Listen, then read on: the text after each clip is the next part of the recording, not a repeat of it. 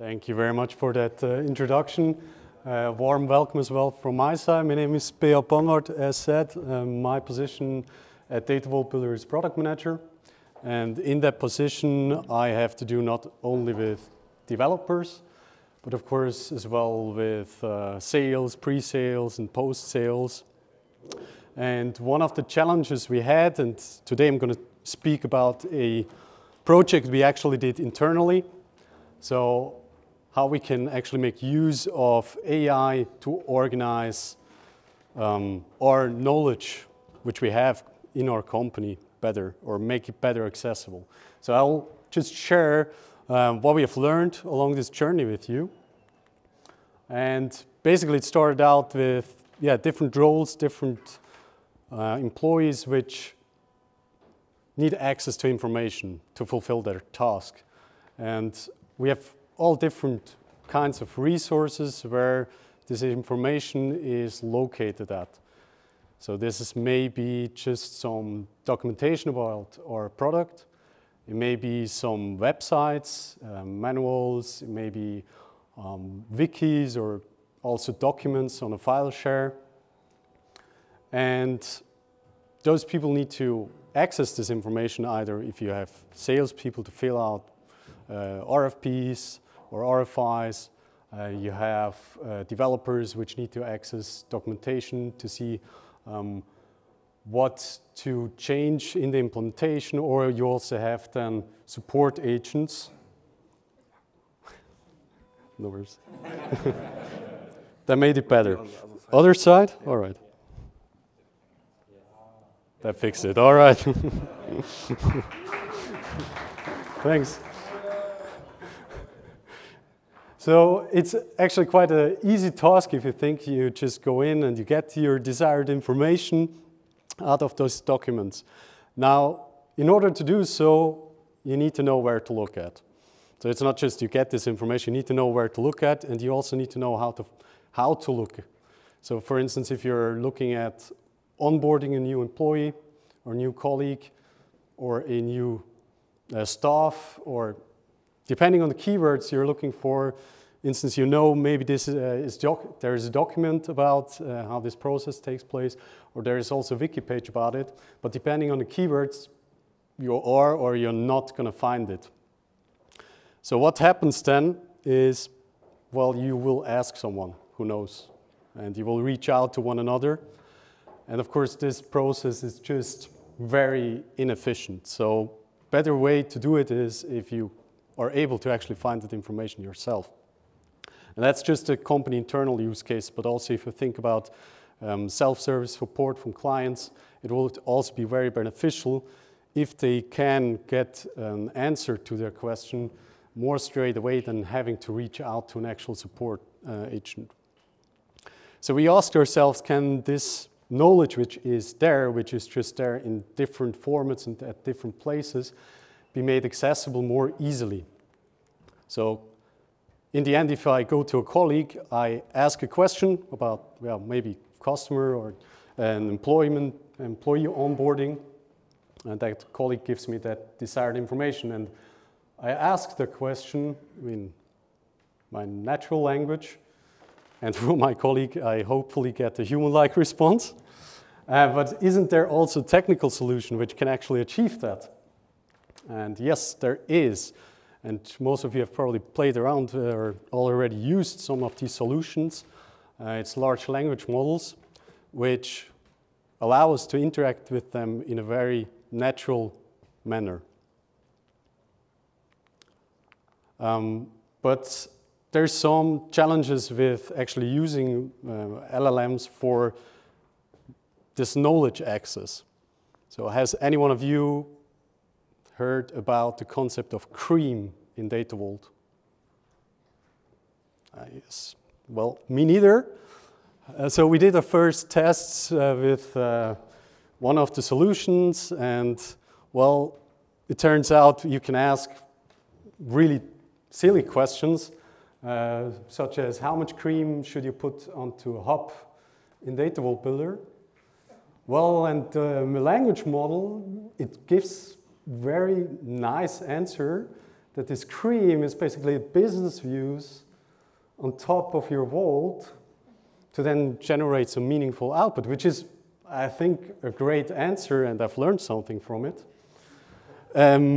But there's no way to actually then, for me as a user who is not too familiar with the topic, to know, well, is that now the truth or is it not? So it's hard to judge if that answer actually makes sense or not. So how can we resolve this? And the challenge is that basically this language model, it shouldn't just generate an answer, but an answer which is based on our actual knowledge, on our data.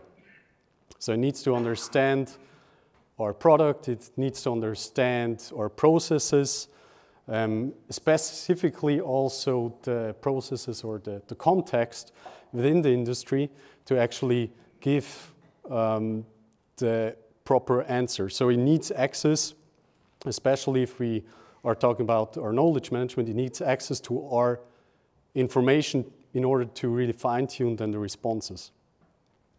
So we looked at different solutions out there, and our goal was to have just a minimal viable product or solution ready within 2 to 3 months with just one resource actually working on it.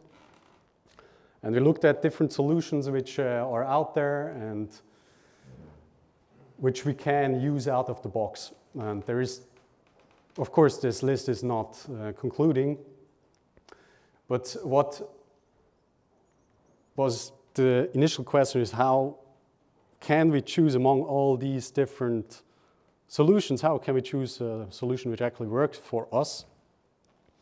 So what many of these solutions offer is that you can bring in your own information, your own custom data, and they share your information with a pre-trained language model.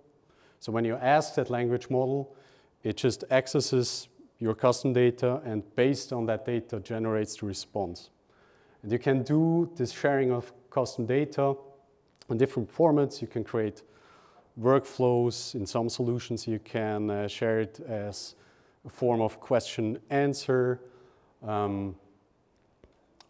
to enrich actually the response which it gives. Of course, you could also train your own LLM, but many of the solutions actually use a pre-trained model. However, you still need to feed it proper data, because without proper data, you cannot get or expect it to actually answer with a good response. So we have 2 parts to generate this answer. One is task of preparing the data, and the second one is then to actually generate a good response. And this approach is actually called fine-tuning a pre-trained model.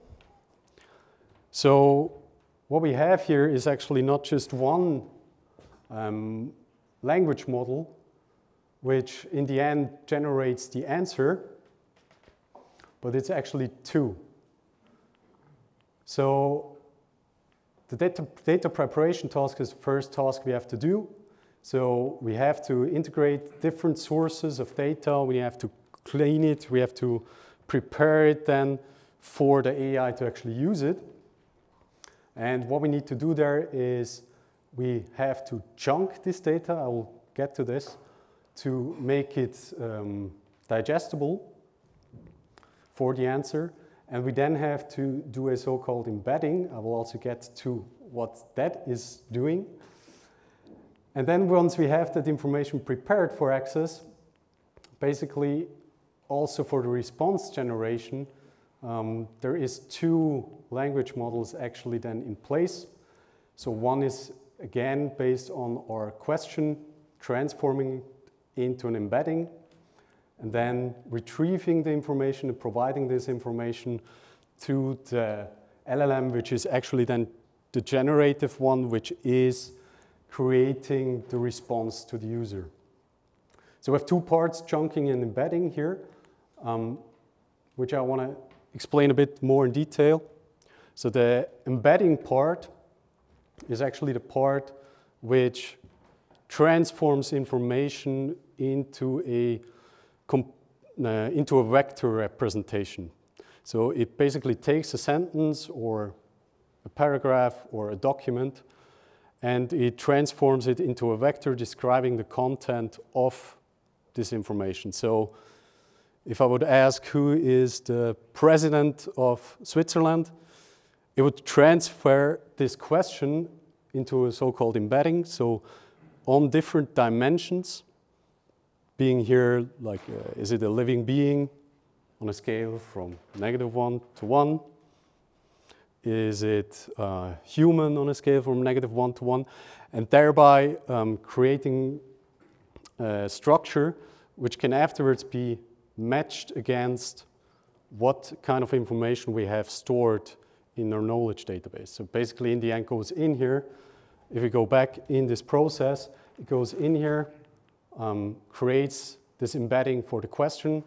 It creates the embedding for our information which we have stored. It compares it, and then it serves this information to generate a response for the user.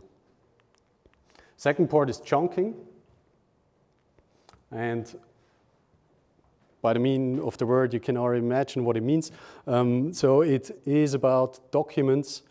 And if you're providing to this process huge documents, it means that these embeddings will not get as exact because you have a big context and you have then on all these dimensions very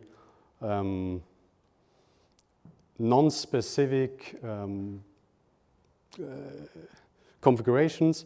So meaning that you, well, if you ask a question, you get just documents, generic documents as the base for your answer. So what you should do instead is actually chunk the documents. So that means, for instance, separate these documents by paragraphs. And thereby, for each paragraph, you in the end create these embeddings.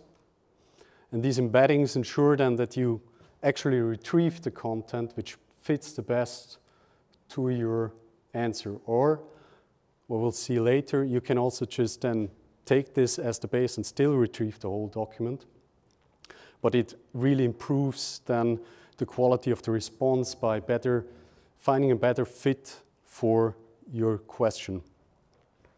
The second reason for chunking is as well that it improves the efficiency of the retrieval because it retrieves just certain parts, and it can also, for the embedding, create more fine granular embeddings for each chunk of information instead of for the whole document. So that's the theory a bit behind it. So we thought, well, since we are offering this information from ourselves to the solution, we actually want to increase this challenge a little bit.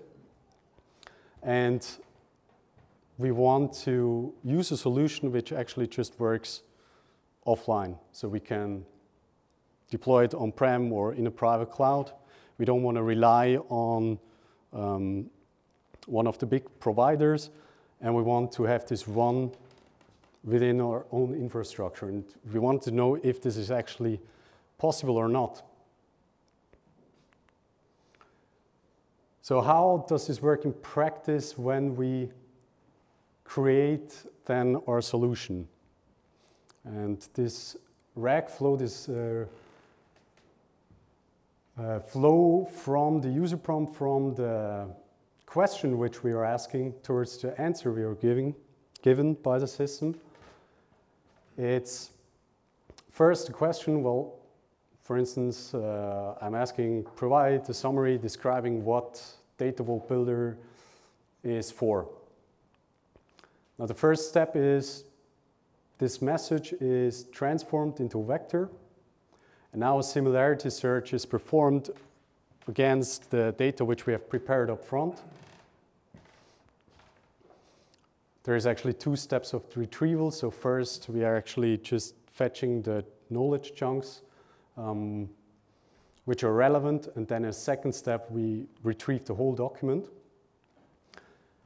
Then in the second step, this information from our knowledge database is now appended to the initial request from the user and extended by a system message saying, well, this is the question from the user.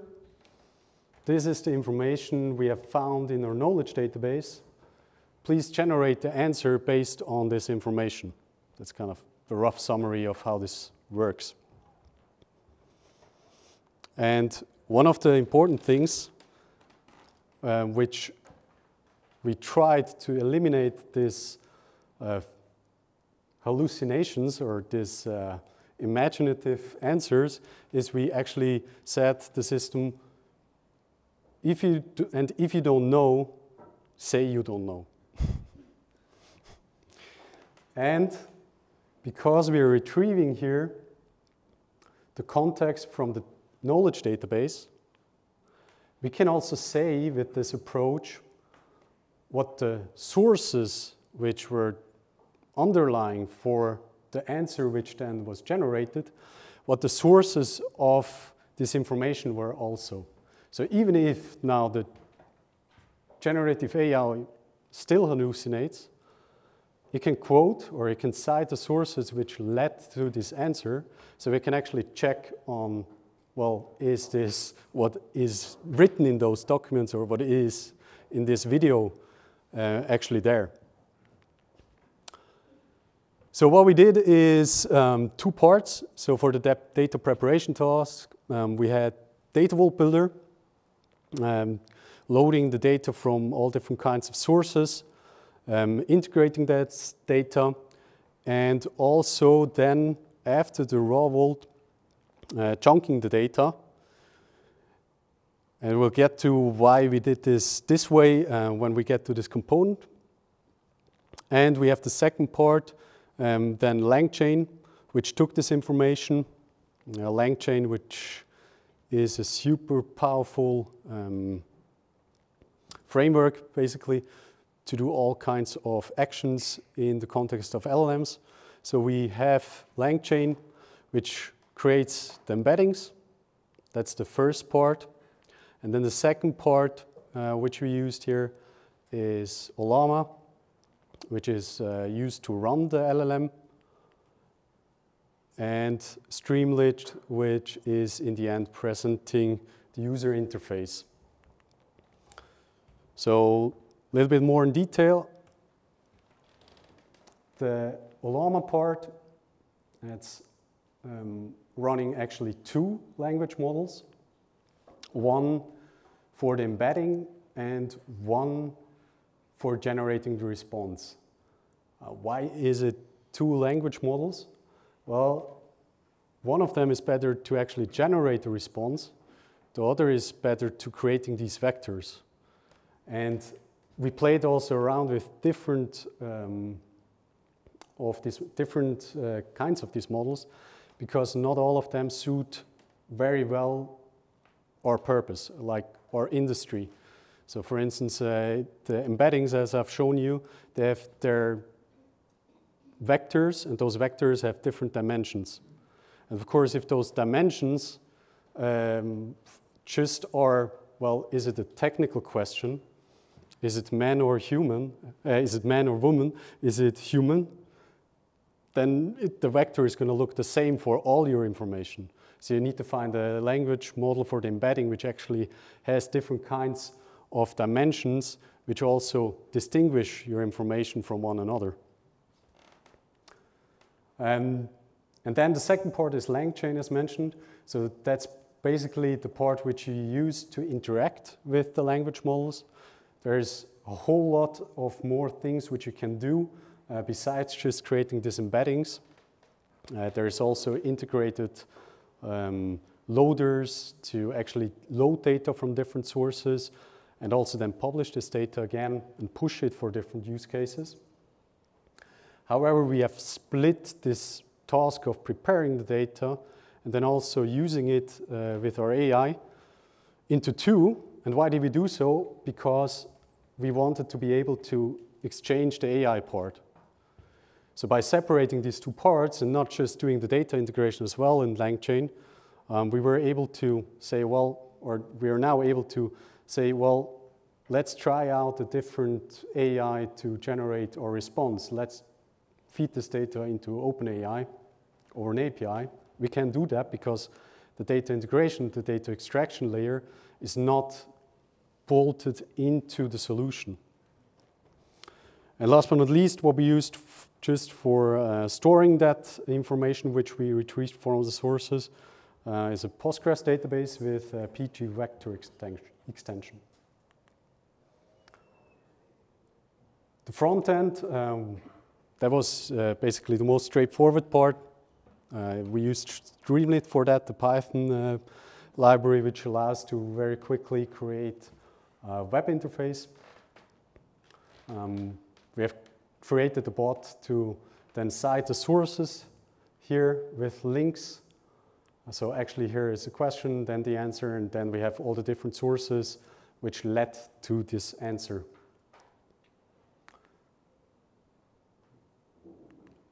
For the data preparation, as said, we use Datavault Builder.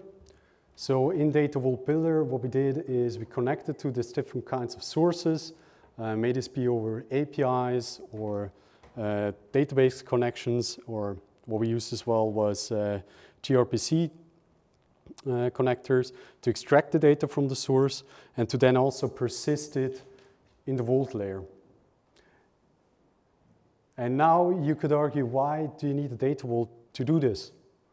Well, the benefit of this is we could start out with just bringing in one or two sources and do some quick prototypings, find our basic strategies about what works with, for instance, the language model, what works with the chunking strategy, what doesn't work. And then as we continued, we were able to extend this and bring in more data. And we were also able to change the strategy about chunking the documents for the embeddings. So we didn't have to reload the data, but we could just change the interfaces and the rules applied to the data then afterwards, prior to bringing this into the presentation layer.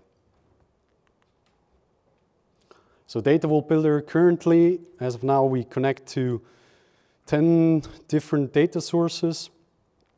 It manages this core persistence model, so the core warehouse layer, and it prepares the data to also generate different versions of these knowledge databases. So we can play around as well with different versions for different use cases on one hand, and also for testing out which kind of logic then leads to the best results. And the question, of course, is, in the end, does it work? So we asked our solution, how much cream should you put onto a hub in Datavault Builder? Okay, it doesn't know. Well, okay, very exciting news. Well, but at least it says it doesn't know. It doesn't imagine an answer which isn't there. And funny enough, it still provides some sources to check, but none of these sources actually mention cream, putting cream on a hub. No, but the second part is, does it work for actual questions? And previously, where we had just a generic model, we asked questions such as, how can I influence the loading parallelization within Datavault Builder? Yeah, cool. The old generic model, it actually gave us an answer as well, which was completely invented. So it even produced examples of how you can do this. And the new solution, however, now actually produces the correct response, and it also includes the resources where you can look up further details. However, also, our solution still hallucinates. So what I did here is I asked it to generate me install instructions to run a Snowflake database on my laptop. It did. So quite interesting that I can run a cloud-only database on my laptop. But the good thing is it also provided me with the sources leading to this response. So I can still verify, well, in more details, well, is this really what is in the documentation or it's not? So it doesn't prevent from hallucinating, but it really helps us in verifying and validating the response. So what have we learned from this project till now? Overall, we achieved very good results in the end. Why do I say in the end? Because there was a path towards this. So we had to try out especially different models, language models for the embedding, to fine-tune the search, because otherwise if the question doesn't lead to the proper source being found, well, the answer cannot be of a high quality. We tried different strategies for this chunking to prepare the information. And we also tried different fetch sizes, meaning the amount of information which is then passed on to the generative AI to actually produce the response. That's actually what you need to play around with your information or with your knowledge chunks to create a good fit of this configuration. What we also found out is that we need to include certain source filters for different purposes, because we also included certain tickets from our ticketing system into the responses at the first time. And the issue was there that basically whenever you ask a question, you could be sure that there is some kind of ticket related to this. And most of the time in tickets, there's not the answer, but the question. What we also learned is if you do this and you want to run it on-prem or also in your private cloud, make sure to use a GPU instead of a CPU for the language model part. Just for generating the embeddings, we're speaking here about getting the response within a second or within a minute. So we were very quickly noticing when we missed something in the configuration, because then actually the chatbot didn't respond anymore in time. And the last thing we learned is language matters. It is quite good in having data available in, for instance, English and asking a question in German, but it is even better if you ask the question in the same language which the information is as well available. Another part which we learned is it is to a big part data preparation work, because in the end, passing this information to the AI to then generate actually the response, it's like the cream on the whole solution, but it really depends on data quality, on the way you actually present this data to the engine. And here really the separation of this retrieval part and the data preparation part helped to play around with different ways to present this information as well. So we could quickly evolve over different approaches, may this be in regards to chunking, but also in regards to changing the used LLM. And it also allows us now to actually use completely different providers for the LLM and just use the same data foundation to verify or compare the results between different solutions actually. So did we achieve our goals which we had initially? And yes, we did, because we were able to actually enrich the responses with our own different data sources. We were able to increase the trust from the users towards our engine by actually not making sure that it doesn't make wrong answers, but by providing the sources so that you can actually validate whether what response you're given is working or not. We are fulfilling our requirements that we had initially regarding security. We're currently running on-prem fully containerized, so all the different components I've shown you are actually running as Docker containers as well. And we are very scalable, meaning we can also incrementally load new information into our knowledge database without having to actually retrain a whole model, and thereby also bring in new information very quickly. And with that said, let me ask our bot now where you can contact us. Quite an easy question, but here, if you have any more questions, please feel free to come out and visit us at our booth, or also reach out to us. It would be a pleasure to talk to you.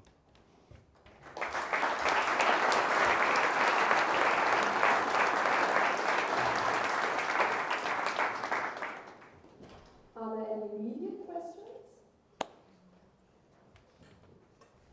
So I think it was an excellent presentation.